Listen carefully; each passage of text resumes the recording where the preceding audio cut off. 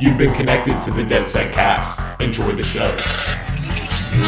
Welcome to episode 5 of the DedSecCast. My name is Brett, aka UbiCentral, and it is my absolute pleasure to welcome back to the show my wonderful, amazing, handsome, beautiful co-host, Aftermath. Well, thanks, Brett, for that epic intro. How you doing, man? I'm doing fantastic, and it's nice to have you back on the show. For those of you who watched last episode, you would know that Aftermath attended PAX Begins for the first time, and by the looks of it, it seemed like a lot of things happened. But before we get into that, I do want to quickly say, feel free to skip around the show using the timestamps in the description down below. Now, Aftermath, would you like to recap some of your PAX highlights for us?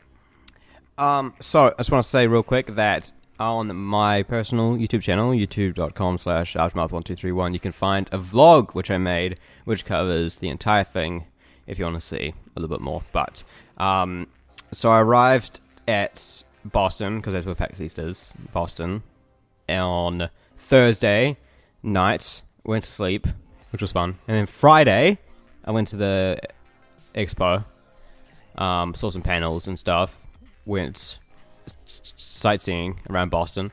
Then Saturday, which is day 2, was the real big day for PAX East for me. I saw a ton of stuff. It was a ton of fun. It was crazy cool. A lot of big YouTubers. I met a lot of big YouTubers. I'm a big fan of. The Assassin's Creed cosplay meetup was that day too. It was really good to meet all those guys. Gabe and Andie. It was great to see Gabe and Andie again. Some really talented cosplayers were there too as well. Can I just quickly say, for that cosplay meetup, that Jack the Ripper guy was insane. Like that, I was like, whoa, like that's cool. I didn't expect to see that. That was like my favorite cosplayer out of them. They were all talented, but I'm just saying he stood out for me. Yeah. The Jack the Ripper was crazy. I was talking to her afterwards, and yeah, that was really good. It was. I was surprised. Like, I just thought someone showed up with a bag over their head, and then they put the hat on, and I was like, "What? This is Jack." It was good. But yeah, that was a ton of fun. No, it wasn't Gabe. Andie was giving out these Razer gaming mice, the Mamba, I think it is. Yeah, that's correct. Yeah, that's the mouse. And I have one now, and it's so sick. So I will endorse that because they gave them to Andie for free, and then he gave me one. So yeah, I mean, I have a Razer too. I don't know which one, but it's so soft and just like it's amazing. Yeah, and then I saw another panel with Gabe, and then we had the AC community dinner, where a few of the crazy cool people. I don't know if you know of. I think her Twitter is like the Fashionable Assassin or something like that, and she's trying to make all the cosplay outfits for all the voice actors, like based on their characters and shit. Yeah, have you seen that one? Yeah. I met her actually last PAX East, so yeah. Oh, I know. Nice. Yeah, she's extremely talented, and like what she does is just so unique. Like especially in the AC community, or just any community really, you don't really see anyone going out of their way to make costumes for the voice actors that they play in. Yeah. So she was there at the dinner. Gabe and Andie, of course, were there at the dinner. Andrew, can't pronounce his last name because I'm a stupid American, was there as well. He's the UB Montreal camera guy. And I was talking to him quite a bit because I'm interested in maybe going into video as like a career path. And so I was talking to him a bit about that, which was crazy cool to talk to him about that. Gabe and Andie were great. The community people were awesome. The dinner was great as well, even though I was like 45 minutes late. Like, yeah, I remember this story, but go ahead. Yeah, so there's actually two. This is not Andie's fault at all, but he told me the restaurant, and then my dad Googled the name of the restaurant to find out its address. Well, Dad didn't use the link that I gave him that Andie sent me. Andie sent me like a link to their website. So Dad found another Daily Catch restaurant in Boston, and so I ended up going there. And by the time I got there, I was already 20 minutes late because it was like gridlock traffic down the entire street. And so I ended up, instead of trying to make it through and wading through gridlock traffic, I actually ran a mile to the other restaurants, which wasn't too tough because I've been jogging recently, thankfully. My leg was munted the next day though, but then I couldn't find it because like Apple Maps is terrible, or either that or that place is just hiding very well. So yeah, I was like 45 minutes late. Although the guys were like super okay with it, I guess, or at least if they weren't okay with it, they didn't tell me. So that was nice. I kind of actually had like a similar experience when I went to the community dinner because, well, there wasn't like another restaurant named it, but I just couldn't find it. And I took the subway and it was like late. I didn't have any friends and I'm not really used to traveling alone. And when I got off the subway, I put up like on Google Maps where it was and I just couldn't find it. And I felt so bad because I called for a taxi and I told him where I wanted to go, the restaurant, and it was like a 3-minute drive, and he was upset about that, and I felt so bad because, you know, it's not that much money for them, and it was just like across like a bridge or something, so I kind of felt bad, but yeah, I made it before everyone else, so I wasn't even late. Yeah, well, I was massively late. Luckily, the guys had only just been like, the community guys were taking the time to talk to Gabe and Andie, which is always fun because those guys are great to talk to, and they had only just started their starters. Then the next day, I only had one panel the next day before I had to fly home, which was PAX which was hilarious, absolute madness. And you guys should definitely go watch PAX 2016 on YouTube because it was crazy. Mr. Pope was in it. Yes, this is true. He's one of the hosts. Yeah, if you don't know Mr. Pope, he's community developer on For Honor now. Oh, really? I didn't realize that. Yeah, I was like, oh my gosh, it's Mr. Pope. Like, I just found out who he was, and then I was so surprised to see him on there. And you're probably going to talk about this, but didn't you meet Greg Miller? Okay. You want me to talk about it? I wasn't going to talk about it, but I can talk about it because I love talking about it. Go ahead. Okay. So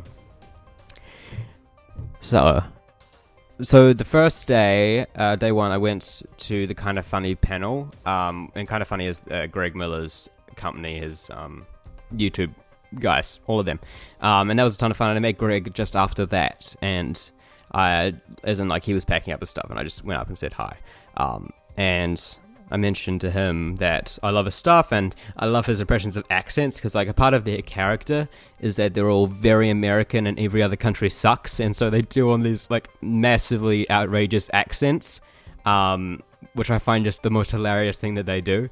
So I mentioned that as someone who has an accent, I absolutely love the fake accents he does. Then the next day, day two, the Kind of Funny guys were doing a kind of a mini panel at their booth, which was the Rooster Teeth booth.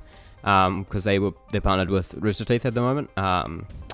And so I went up to the guys and they were all just waiting around for the thing to start. And so I said hey to Greg, and I told him the whole story of how him and his podcast and those guys inspired me to make my own podcast. And then over time, the Ubisoft guys liked it so much that I eventually got to go to Ubisoft Montreal and be a part of a live stream there and to get to meet some of my biggest heroes and stuff. And so I owe at least some of that to Greg and those guys. And I told Greg that, I told Tim that, I also met Nick, but he had to leave just as I was speaking to him, so I didn't talk to him too much. But I was talking to Tim quite a bit, and he was cool too. Then when the panel actually started, those guys brought me up on stage to tell the story, that story, in front of everyone. Which was completely mind-boggling and amazing and stuff. And you forgot to speak English. And no, that wasn't that time. That was the that one I kind of half forgot to speak English. But that was the day before when I first met Greg was the first time that I forgot to speak English. So yeah, and then eventually I got kicked off because they had to bring someone else on. And when I say kicked off, I mean kicked off in the nicest way. And then a little bit later, they were wrapping up and Greg asked me if I had bought a shirt. Like he stood up and pointed at me and said, do you have a shirt? And I said, no, not yet. By shirt I mean like they're Kind of Funny branded shirts because they were selling them there. And so he took his wallet out. Greg took his wallet out, pulled out $20, handed me $20 and told me to go get a shirt. And so I was like, oh yeah, sure, I'll do that right after this.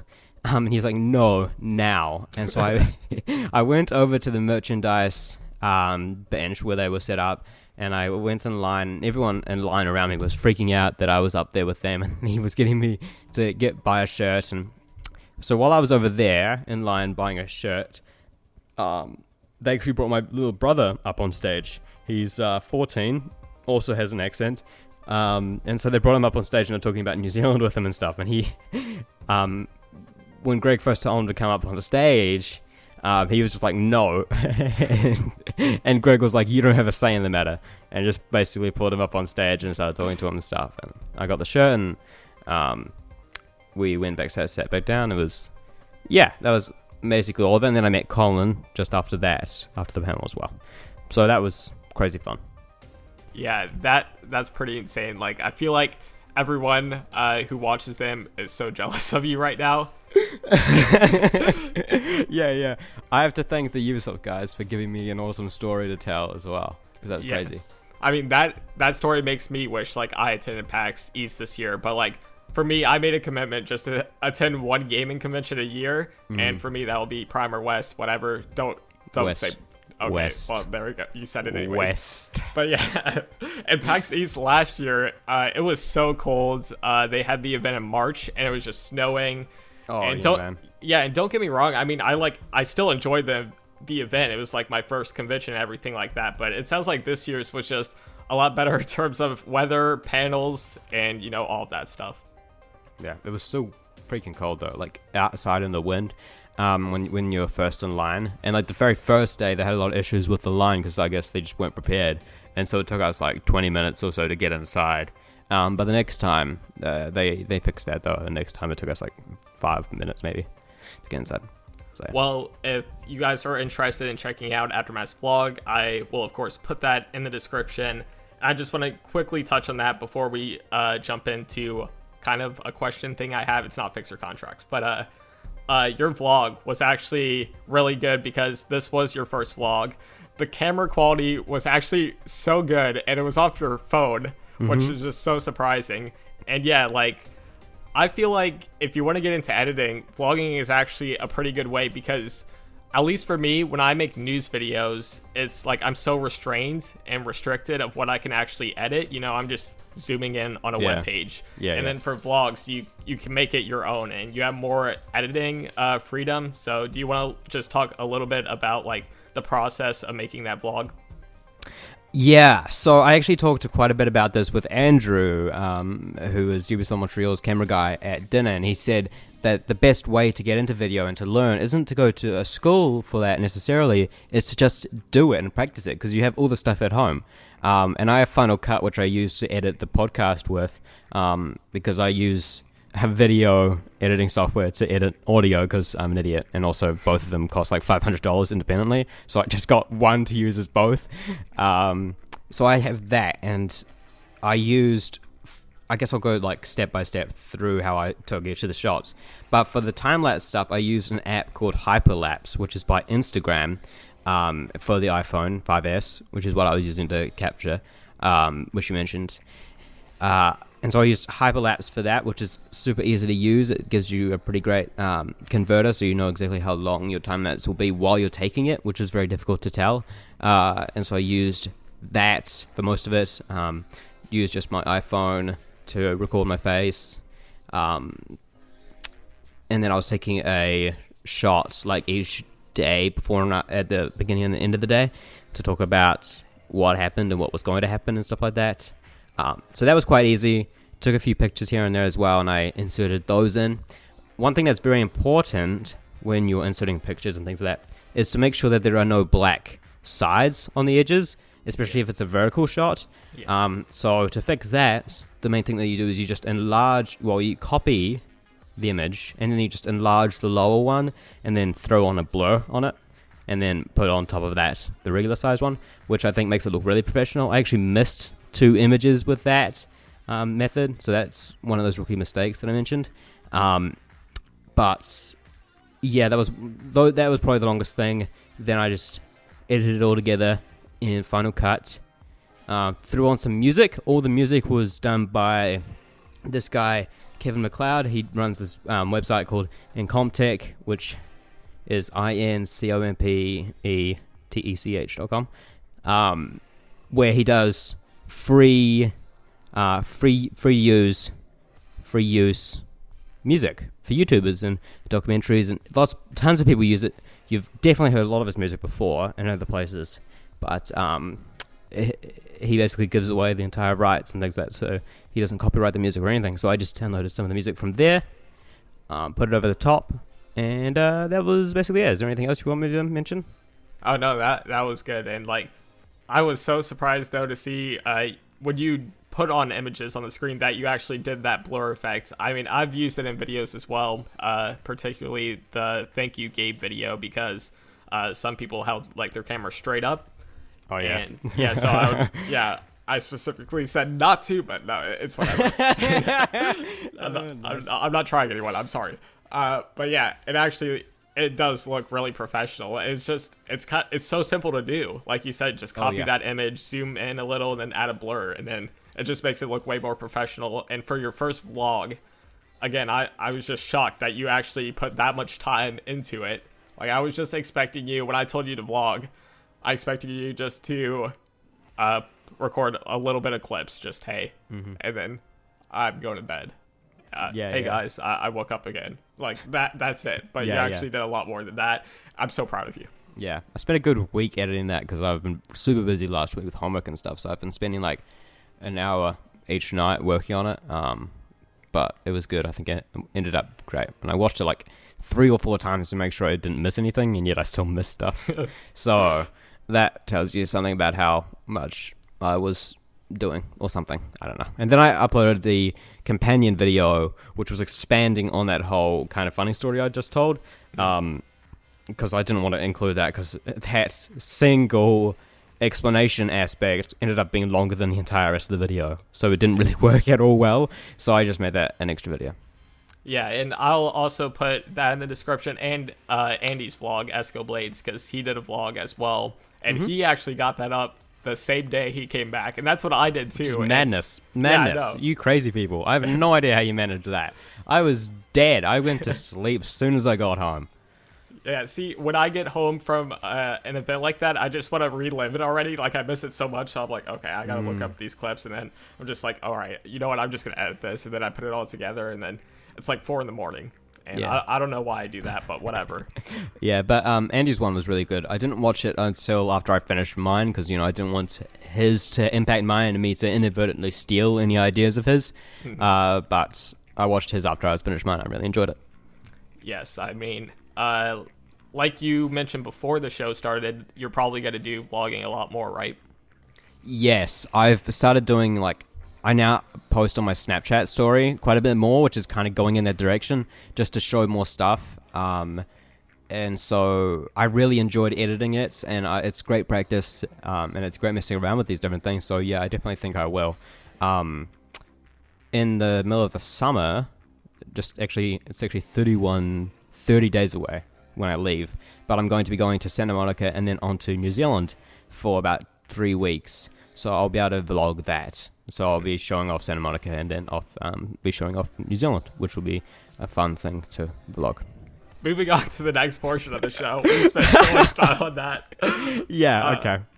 To be fair, I did say you could skip around using timestamps, but no, that was an amazing story, and I hope you or me somehow inspired someone else to vlog or just try video definitely editing. Try it out, man. If anyone's interested in video, you could just use iMovie and stuff. That's some free programs, or Windows Movie Maker that's just on your computer, and then you can just use your phone. It's really not that difficult. I used my phone the entire trip, and it actually ended up looking surprisingly great for the quality.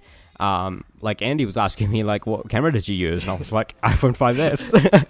So you could just do it. It's not really that hard. It's a ton of fun to do, and it's a ton of fun to get more practice. I definitely recommend it to anyone who wants to. And it's also a great way to preserve those memories, like not just photos, but also video. Yeah, exactly. And when you start, though, especially if you go to like a convention, it might be a little awkward at first, but like you'll get used to it. It's just talking to someone. Like, at first you may think, oh, it's just a camera, but then, you know, there's hundreds of people else like that will come across that video or something. So it may be awkward at first, but you'll get used to it. And again, like Aftermath said, it's so good for memories, especially like for me in my PAX East vlog. I always watch it, and it's like I don't like that vlog. I made so many mistakes. But at the end of the day, it is my favorite vlog. Like, there's things I don't like about it, but I love just going back and, like, I was like, oh, that was so much fun, my first convention, and there was so much stuff to do. And yeah, like, I'm so excited for West this year. Yes, West. Let the West flow through you. You're the only one I know that wants to call it West. I'm doing it in like a first world anarchist kind of way. It's just like everyone else wants to call it Prime. I'm just like, yes, let's call it West. You're doing it right, PAX. Just change the name for no reason randomly. Exactly. Even though it is the main one, so that's why it should be called Prime. It's no longer the main one. Now it's West. Sure, it's still the biggest one. All right. West. It's also the westernmost one. West. Okay. Moving on now to the next portion of the show. We're actually not doing fixer contracts, like I said. But please, if you do have questions for us, put them in the comments down below, and we could answer them in future episodes. Keep in mind for fixer contracts, specifically, it's a yes or no question. So, like, should Aiden be in Watch Dogs 2? We could either say accept or decline, which is yes or no. Should helicopters be in Watch Dogs 2? Things like that. That's what we're looking for fixer contracts specifically. But again, we're not doing that. We're not doing that this episode. We just have a couple of interesting questions for each other. So, Aftermath, are you ready for the first question? I'm ready, baby. All right. Don't ever call me that again. What was your favorite thing about Watch Dogs? I want to say the hacking.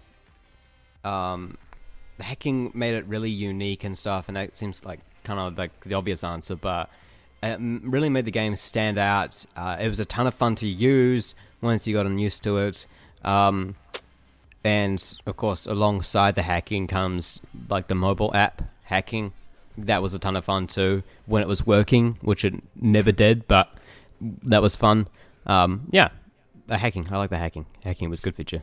See, I'm actually surprised you said that because I feel like more people are actually split on hacking. When I see comments about it, some people say it's too simple and like there isn't much to it, especially if you're hacking into the CTOS. It's just, turning things and connecting the dots, and that's kind of it. I do like aspects of it, like I'm blanking here, but name a hack because I can't think of one right now. Changing the street lights. There we go. I thought of one. Things like that. It's also to see cars crash into each other, and like steam pipes. Yes, there you go. And like while driving, it has to be simple so you can like blow it up or activate it. So I can see why it's simple in that aspect. But for things like hacking into the CTOS or things like that, I guess I feel like they should have added a bit more complexity to it. I don't know. Yeah. For me personally, for this question, I would actually have to say the side characters. Looking back at my playthroughs, I was always interested in the side characters way more than Aiden, and I give Aiden like so much crap, especially on this show. Every episode, I say I hate him. I don't really hate him. He's just not that interesting. But yeah, for me personally, they made the story way more entertaining, the side characters. And yeah, I just instantly fell in love with Jordy, T-Bone, Clara. And looking back at it, I really wish Ubisoft made one more DLC at least where we could play as Jordy or Clara. That would just make my entire life. But yeah, I feel like I've said this every episode, but Aiden was a bland character for me. And if we didn't have these amazing side characters, I probably would have hated the story, to be honest. Brett, what to you was the most disappointing thing about the original Watch Dogs game? I would have to say the lack of character customization. What really bothers me is how in numerous interviews, Ubisoft stated character customization will be in the game. You can even see it in the E3 2012 demo. Obviously, things do change, but like a week before the game came out, Jonathan Moran, the creative director on the game, said there would be character customization, but not like in that E3 demo. They said you will be Aiden Pierce, but you can at least customize what your characters look like to other players, and that didn't happen. So yeah, I would have to say that disappointed me the most because I was looking forward to having some customization, and then come to find out there was none. And even for single player, you can only change your outfit. That's it. You can't buy a hat, shirt, or pants. That's just very annoying, at least for me. Yeah, I can see that. For me, the most disappointing thing, I'd have to be one of two things. One of the reasons you're not gonna like. I would say the graphics downgrade. Oh no, that's fair enough. Like, it honestly is fair enough to say, especially after seeing E3 2012. Yeah, like seeing the coat flutter in the wind and the leaves, that stuff. Like, it's that detail that I kind of miss and wanted in Watch Dogs. Not necessarily the actual graphics itself, but just that stuff that made the city feel more alive. And yeah, like the animations. Yeah, and seeing the wind in the windy city was amazing. Or I'd say maybe the driving. We've talked about the driving. I can't remember. Do you think it was episode 3? I think so. Okay. Pretty sure. Yeah. Well, we talked about the driving in a previous episode, but like, you did get used to it, but it could have been so much better, I feel. Yeah.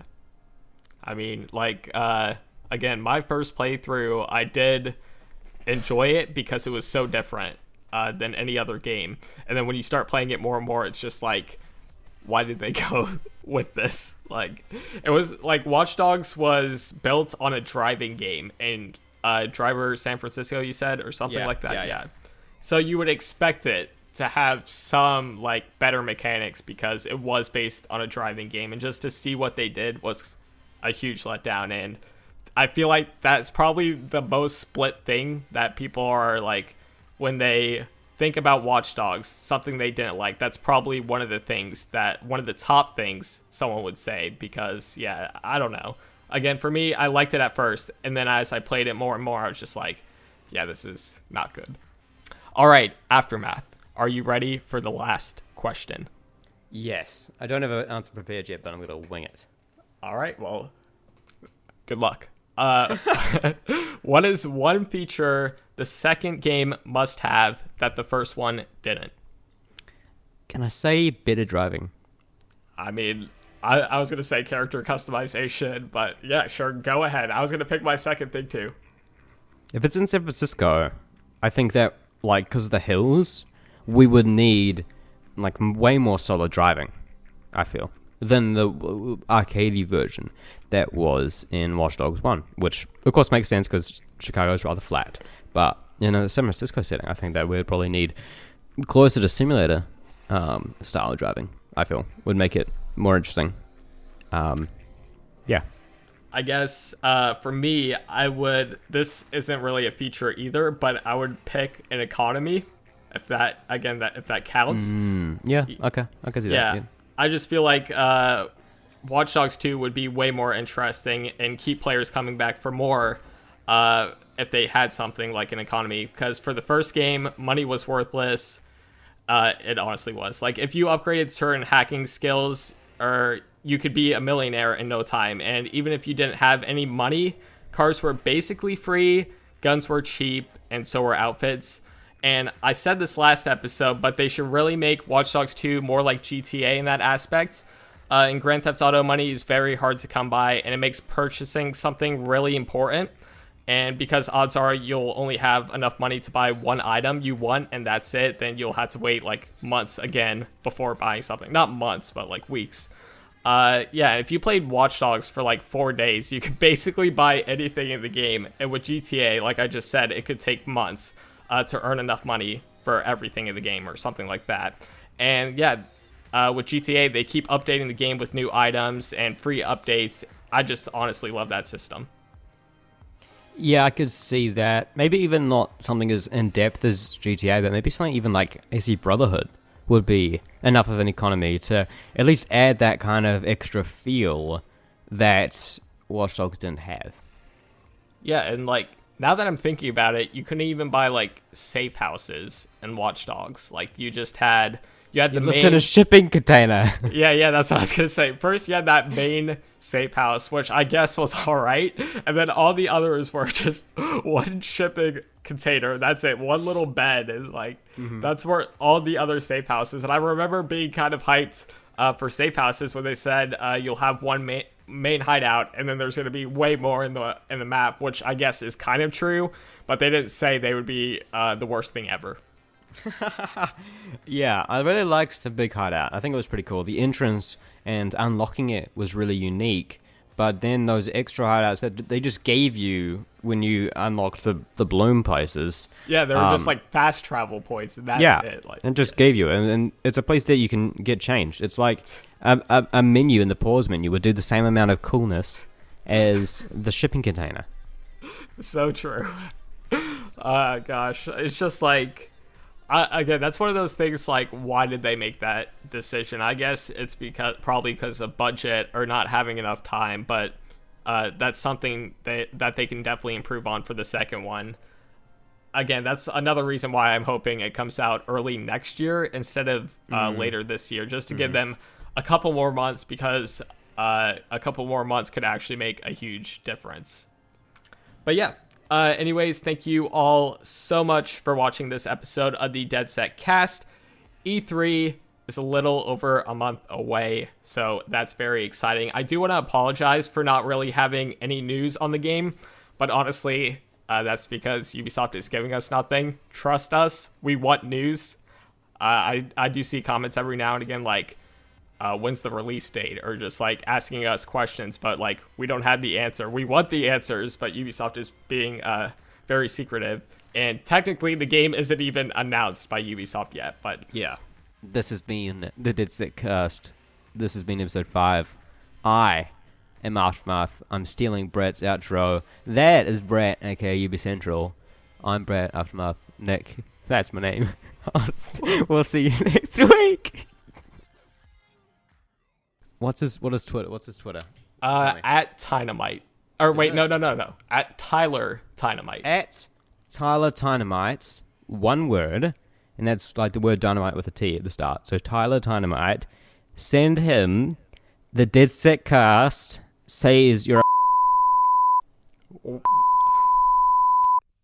Don't edit that out. Keep it in.